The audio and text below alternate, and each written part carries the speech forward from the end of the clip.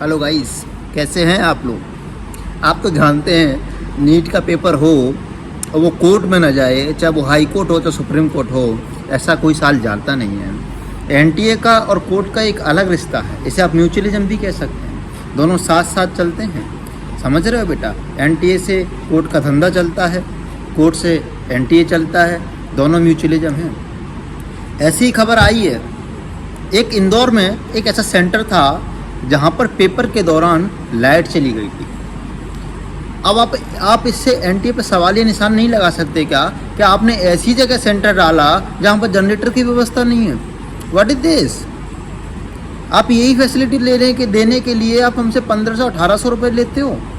एक फॉर्म को भरवाने के 1800 रुपये आप इसलिए लेते हो कि वहाँ पर ना तो जनरेटर की व्यवस्था है, ना वहाँ पर पानी की व्यवस्था है। इवन अगर वहाँ पर जनरेटर नहीं है तो ओबियस बात है बेटा, कितनी गर्मी में पेपर हो रहा है, वहाँ पर एसी वेसी भी नहीं होगा।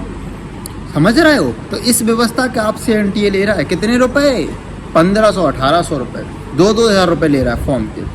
अब देखो हुआ ऐसा, जब सुनवाई हो रही थी, देखो हमारी सरकार है, हमारे कोर्ट कैसे हैं, आप यहाँ से अनुमान लगा सकते हैं। जब सुनवाई हो रही थी तो उस सुनवाई में उनको बिलीव नहीं हुआ, वकीलों को या फिर जज को, कि पता क्या इफेक्ट होता है क्या। उन्होंने लाइट को कटवाया, फिर देखा हाँ हमें सुनवाई करने में दिक्कत हो रही है तो बच्चों को पेपर लिखने में तो दिक्कत होगी। तब उन्होंने कहा कि जो 75 बच्चे हैं जिन्होंने नीट का पेपर दिया है उनका दोबारा से पेपर एनटीए कराए। अब ये वो बच्चे हैं जिन्होंने रिजल्ट देखकर पीआईएल नहीं डाली, इन्होंने रिजल्ट से पहले 3 तारीख से पहले जिन बच्चों ने पीआईएल डाल दी थी, जिन बच्चों ने कोर्ट में अर्जी लगा दी थी कि भैया हमारी सुनवाई देखो, लाइट चली गई थी, अंधेरा हो गया था, 2 घंटे बाद लाइट आई, पेपर नहीं हो पाया, जजों ने कहा कि इनका पेपर दोबारा कराया जाए। अब एनटीए कहाँ मानने वाला, एनटीए हाई कोर्ट में चला गया।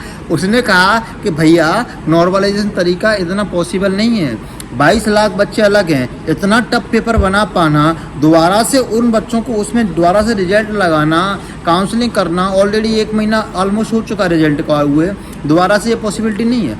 अब 2 वकील बैठे, 2 जज साहब बैठे, 2 जज साहब की बेंच ने दोबारा से कह दिया नहीं, बात तो रियल में सोचने योग्य है कि बच्चों के पेपर दोबारा होना चाहिए कि नहीं होना चाहिए। उन्होंने उस पर स्टे लगा दिया, लो साहब स्टे लग गई। अब आपका रिजल्ट 10 जुलाई को आएगा। अब 10 जुलाई को वो वकील बताएंगे कि 75 बच्चों का पेपर होगा कि नहीं होगा। अगर पेपर हुआ और रिजल्ट आया तो फिर नॉर्मलाइजेशन तरीका लगेगा, और नॉर्मलाइजेशन तरीके के बाद रिजल्ट दोबारा से पब्लिश होगा, और रिजल्ट दोबारा से पब्लिश होगा तो काउंसलिंग कितनी डिले हो जाएगी। समझ रहे हो ना। इससे डायरेक्ट सेशन पर इफेक्ट पड़ता है। एमबीबीएस का जो फर्स्ट ईयर सेशन होगा वो और लेट हो जाएगा। इवन ऐसे ही कोविड के पीरियड में हुआ था। मतलब एनटीए हमारे प्रति, बच्चों के प्रति, ये जो कोर्ट है, सरकार है, बच्चों के प्रति कितना इवन अनरेस्पॉन्सिबलनेस है, आप समझ सकते हो ना। देखो अब रिजल्ट आया, अब उन बच्चों का पेपर दोबारा होगा कि नहीं होगा ये 10 तारीख को डिसाइड होगा। 8 से 10 दिन वो वेस्ट हो जाएंगे, है ना। उसके बाद 10 तारीख को क्या फैसला आ पाएगा, 10 तारीख को फैसला आएगा कि नहीं आएगा इस बात की भी कोई गारंटी नहीं है ना। मान लो अगर स्टे लग गई, है ना, मान लो अगर वो पेपर दोबारा से हुआ तो उन बच्चों के साथ तो अन्याय हो जाएगा ना जो 20-22 लाख बच्चे पेपर देते। पेपर इजी आएगा कि पेपर डिफिकल्ट आएगा इस बात की भी कोई गारंटी नहीं है। तो आप मुझे कमेंट सेक्शन में बताइएगा कि आपके नंबर कितने बन रहे हैं, आपको कौन सा कॉलेज मिल रहा है। देखो वो बच्चे तो सुरक्षित हैं जिनका ऑलरेडी रैंक आ रहा है 10,000 के अंदर, 15,000 के अंदर, उन्हें कोई दिक्कत नहीं है। हालांकि दिक्कत तो देखो 75 बच्चों से किसी को नहीं होगी, क्योंकि भैया रियलिटी है जिन बच्चों को पेपर आता है उन्होंने पसीने में भी कर लिया होगा, भले ही लाइट आए ना आए, सनलाइट तो होती है उस समय, उन्होंने उसमें भी कर लिया होगा पेपर। जिनका सिलेक्शन होना तो उसमें भी होना है। 75 में से एक आधी बच्चा ऐसा होगा जिससे का सिलेक्शन होगा। रियलिटी यही है। आप रेशियो निकालो ना तो एक आधी बच्चा ऐसा होता है जिसका सिलेक्शन होता है ना, हर एक सेंटर से। अब हुआ ऐसा बेटा, अब इसमें होगा क्या, देखो अब बड़े ध्यान से, इसमें होगा क्या, लेकिन डिले हो जाएगा। आपका रिजल्ट दोबारा से आएगा तो काउंसलिंग लेट हो जाएगी। अब काउंसलिंग के भी आप जानते हो first round, second round, mop up round, third round, ये सब चलते हैं, तो ये भी डिले हो जाएंगे। इससे ओवरऑल सेशन डिले हो जाएगा। इससे नुकसान बच्चों का है। अब देखो जिनका रिजल्ट खराब आया उनको भी इस चीज़ से कोई फ़ायदा नहीं पड़ रहा, और जिनका रिजल्ट खराब ऑलरेडी अच्छा आया उनको भी इस चीज़ से कोई ज़्यादा फ़र्क नहीं पड़ेगा। लेकिन फ़र्क इतना पड़ेगा, उनका सेशन डिले हो जाएगा बस। लेकिन आप एक चीज़ देखो यार कि कितने इरेस्पॉन्सिबल है एनटीए।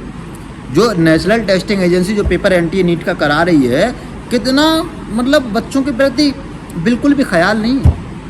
तुमने ऐसी जगह सेंटर डाल दिया लाइट ही नहीं आती, एसी भी नहीं होगी, गर्मी का मौसम है। आपका क्या विचार है इसके बारे में मुझे कमेंट सेक्शन में बताइएगा। धन्यवाद।